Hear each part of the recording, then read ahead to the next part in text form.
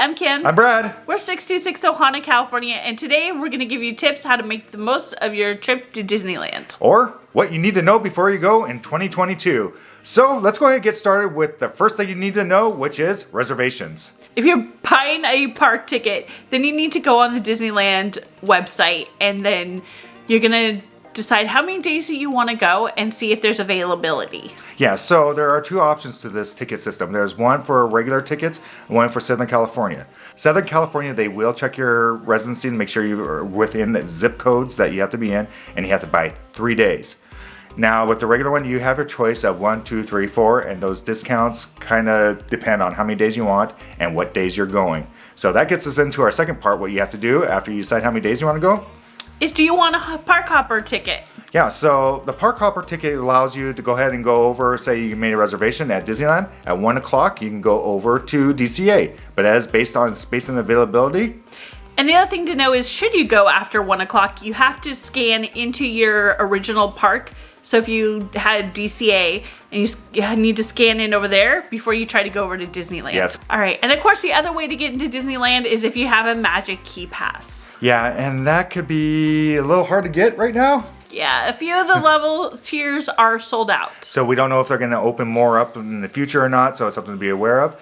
But for those that do have it, it can be a little complicated to get reservations. They're only booking 60 days out, and depending on what tier level you have, of course, how many reservations you can have at once. And of course, as you make those reservations, then you can make another one after. They kind of a rolling basis. And what the big problem has been right now with it is it's been really hard to get reservations for the days you want. So don't give up. Keep trying. We've been able to get reservations like the night before, the day before, week before, a few days before. Just keep refreshing. Yeah, and that's because you have to cancel at the midnight before the day you're going. So a lot of times people will cancel that time, and all of a sudden the reservations opened up, and we had a great tip from a couple that we talked to that said they were able to do this several times. They've actually said they never had problems with going the day they want to, just with that tip. Yep, so hey, that's something to be aware of. So with Magic Key done, let's go to our next one. Of course, that is going to be downloading the Disneyland app. Yeah, this is actually really important because really you're going to be using your phone a whole lot now. Okay, and first thing is, if you're going to use for mobile ordering, that's how you do it. If you want to check for your advanced dining reservations while you're in the park, you do that, or even beforehand. There's just a lot of, if you're going to use a Genie Plus, which we'll get into later. And just getting into the park, we scan in our Magic Key Passes because it's all digital now. So let's go ahead and talk about ADRs. Okay, so advanced dining reservations are open at Disneyland 60 days in advance. So if you really want that Blue Bayou or Olga's Cantina, you have to be on that app at 60 days to make that reservation. Okay, so sometimes they will like pop up, or sometimes it'll say like there's no dining reservations. My tip for that is actually go to the time that you want to go to. So if you put in, I want something for dinner for 2 people, and nothing shows up, but you go to 5:30 and all of a sudden like 1 or 2 options may open. So that's just kind of a little hint. And another thing is with ADRs, and doesn't hurt, and this doesn't take the app, is continuously check on the app. Of course, that does take the app, but also go to the stand and ask them, because sometimes things just magically appear. Or other times they're going to tell you you have to join a wait list. That'd be done where you make your dining reservations, and all of a sudden you can put join waitlist now, and it'll tell you what's available. We've done this twice for Cafe Orleans at Disneyland, and we've been able to get it. Yeah, usually it's only about an hour wait or so. Or sometimes a little bit longer, but keep checking back. And they even do it with Blue Bayou. I've not seen one, but Blue Bayou said it happens on occasion. Okay. So let's go to parking.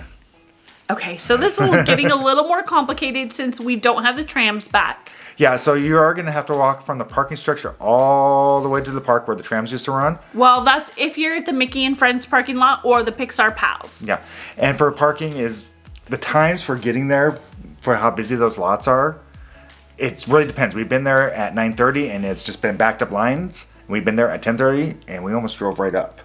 Right, and other times at 10:30 we've waited. So it just all depends. Yeah, it's really, so there's no good time to really tell you. So you're going to go down to the parking, to the bottom where you used to get the trams, and now you go through security there, and now you have to walk that tram line. Yeah, So one thing is if you have somebody that might be complicated with, or you're gonna get a stroller, they do have stroller and wheelchair and ECV rentals before you go. Yeah, and it's only available what they have there, so they do run out at times. So going on parking, there's another parking lot to be talking about, and this is one that everybody's been told us, oh, it's great, it's awesome to go to. You've got to try it. Yes, and that's the Toy Story parking lot, and it's a little bit off of Disneyland. So you end up parking over there, and they do have a bus, but we caution, this is a very large parking lot. We got put at the other end of where the buses were, and we walked just as long as if we would have been at Mickey and Friends or Pixar Pals parking lot. And then you have to take the bus over, and you gotta wait for a bus, and there was like 2 or 3 buses we would have had to wait for. And this was at 2:30 in the afternoon when we did this one, so it could be you get there earlier, you could be parking closer, or later like we were, and you have to walk, and we actually probably ended up walking the same, if not longer. And then the area where the handicap was, it was all full. Yeah.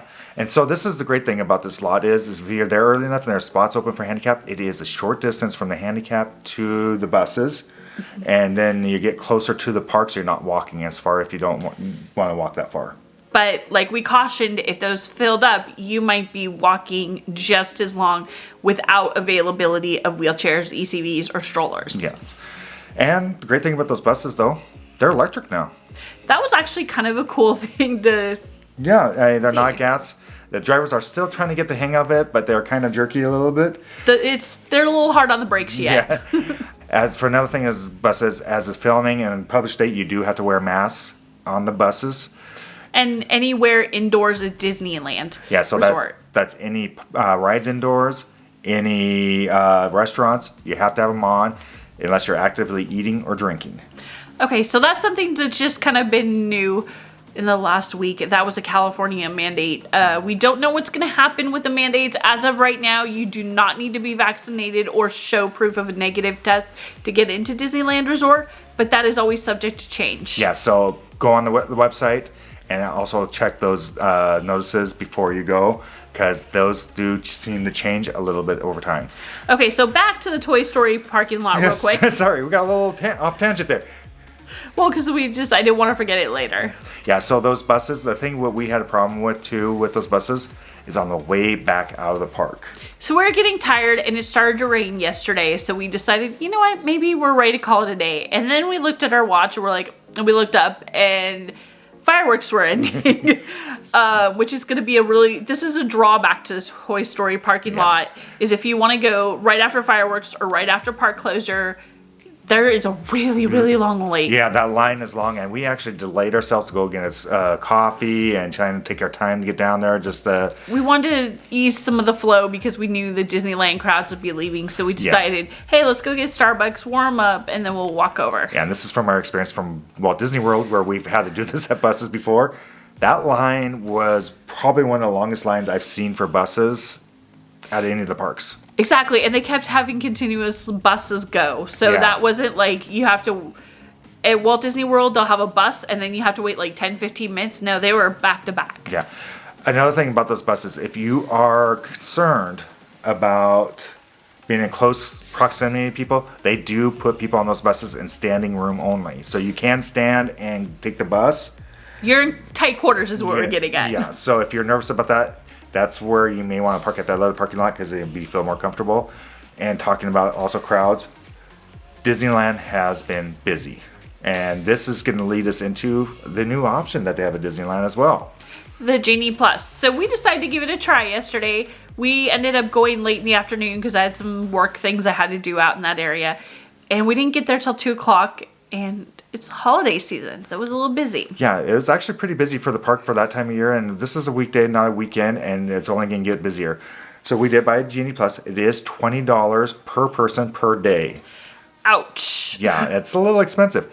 But there's some mistakes we made on it and things that we're going to tell you about so you can maximize your Genie Plus if you do buy it. So we're going to give this a really good review. Over here at Disneyland, it's $5 more, but it includes a photo pass pictures. Over at Walt Disney World, it does not. So that's just something to know. That's a little different since we're in the first week of this rolling out. Yeah, so really, if you are there for Christmas, for Easter, for Valentine's Day, and they have those special pictures. Or honeymoon or anniversary, birthday, whatever. Or you just want the pictures. Take advantage of it. We missed it. And that is because that Genie app, the Genie Plus app, is kind of... It's not the easiest to use. There is a section on the app in your menu. It's called My Genie Day. You want to go ahead and click on that. And then what will happen is that'll take you into the Disney Genie service. So after that, you want to go over to the tip board after you buy. That's going to show you what rides are available. It's going to tell you about shows for the day, estimated wait time for the rides, things like that. Even if they're not a part of the Genie Plus, they're going to tell you the wait times. Yeah. The thing is, what you're looking for is if you do purchase the Genie Plus Lightning Lane, we'll have LL Genie Plus on it. So it means those are eligible for Lightning Lane.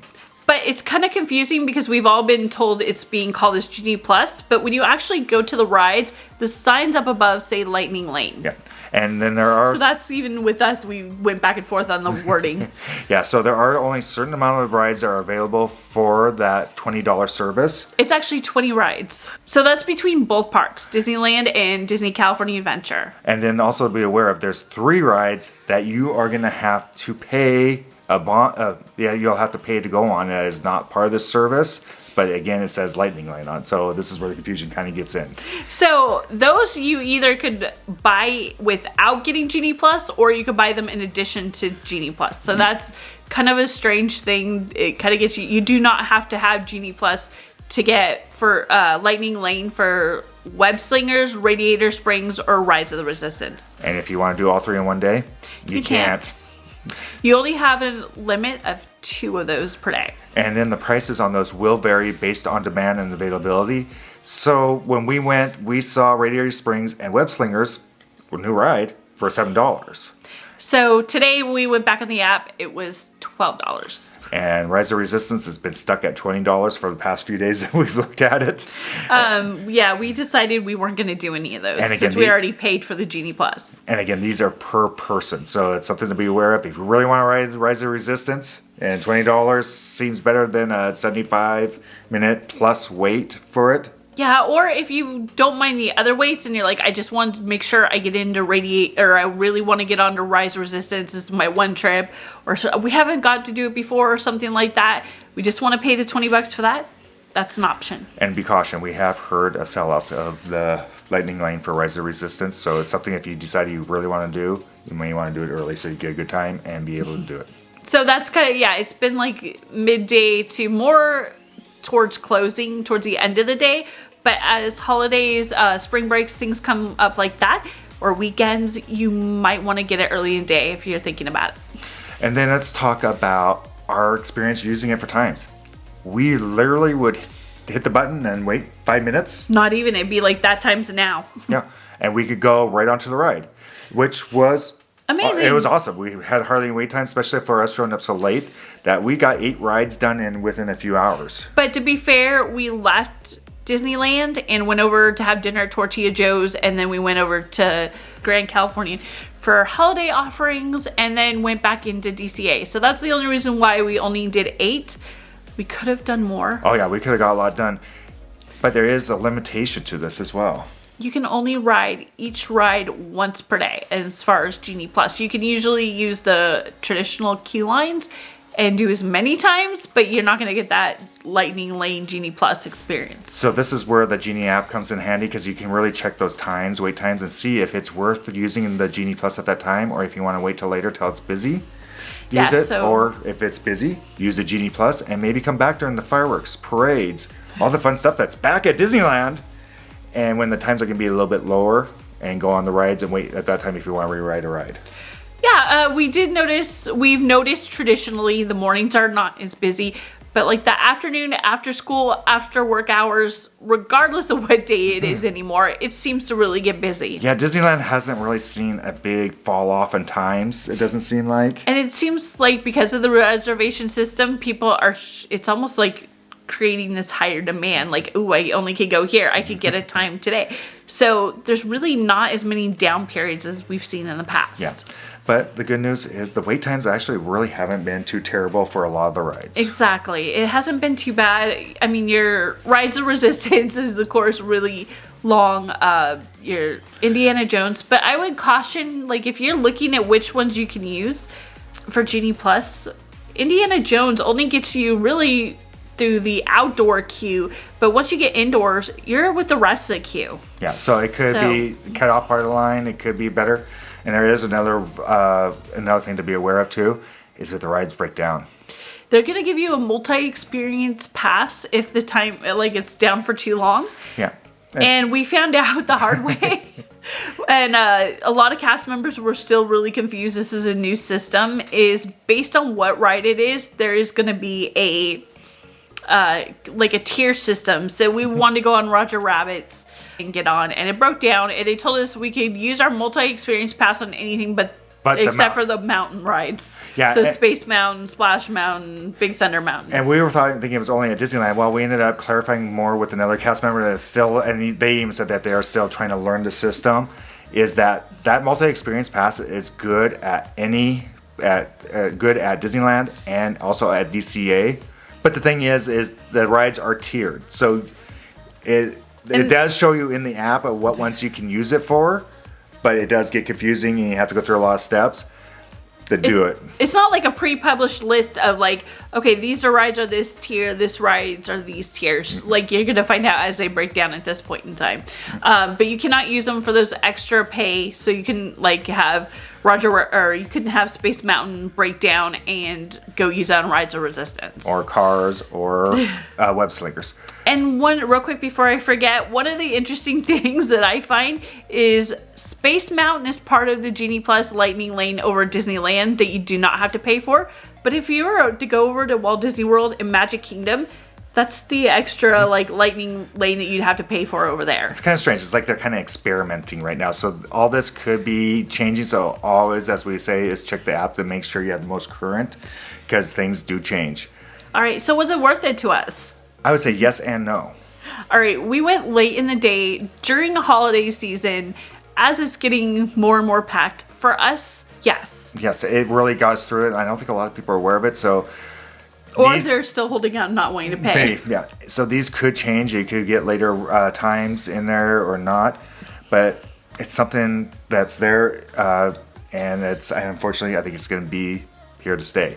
Another thing is to be aware of with this is that you do have to scan your phone every time you use it. So you're going to have your phone out again. Remember I told you earlier about having your phone a lot?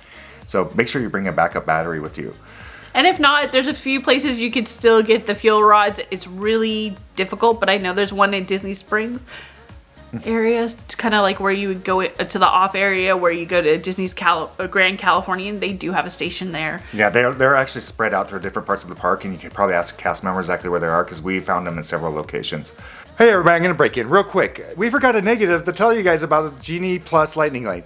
One thing to be aware of, if you got little ones that want to ride a lot of the rides in Fantasyland, there are no rides included in Lightning Lane in Fantasyland.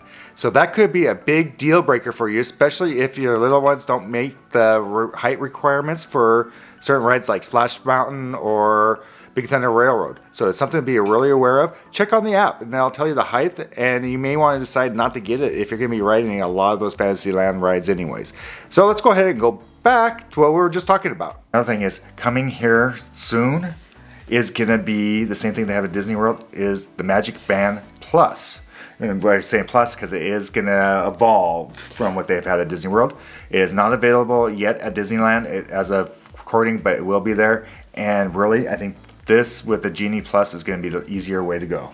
Honestly, I want to use it. I will probably get a Magic Band just for if we get Genie Plus or just other things with our Magic Key. I still want to call it an annual pass. I'm sorry. But it just makes it easier to scan into the park, things like that. Yeah, and if you really want to know how Magic Band works and the service that does, we'll link the video down below for Disney World because they'll give you a good idea how it works and the options that may be available. So, other things that we can tell you about tips and tricks at Disneyland. Really, Disneyland has been busy and it's off and on a lot. One is if you really wanted to get some of these rides that get really long, you don't want to pay for a Genie service, look at the times for the parades or fireworks. The times tend to drop during those periods because people are waiting hours for those parades and the fireworks. With the exception, it can be really hard to get to It's a Small World and over to Toontown unless you're taking the railroad. Yeah, and so that's another thing to be aware of because those crowds get packed in. If you don't feel comfortable around a lot of crowds, and we were at fireworks when they first started, we literally were shoulder to shoulder and front to back to people. Yeah, people are getting tight again, so if you're not comfortable with that, that's something to know. Yeah, and if you do want to watch those fireworks but you don't want to be so tight, over by Small World might be a better option. You're just not going to get all the experience of it. So I think we've covered it all. Yeah, so if you have any questions, please comment down below. We are more than happy to try to answer them. And there's a lot that has changed. And for a lot of people in 2022, since the shutdown, it's completely changed Disneyland. If you found this video helpful, please like, subscribe. And follow along with our Ohana. All right, I think it's time for us to say goodbye and Find your magic. Bye, everyone.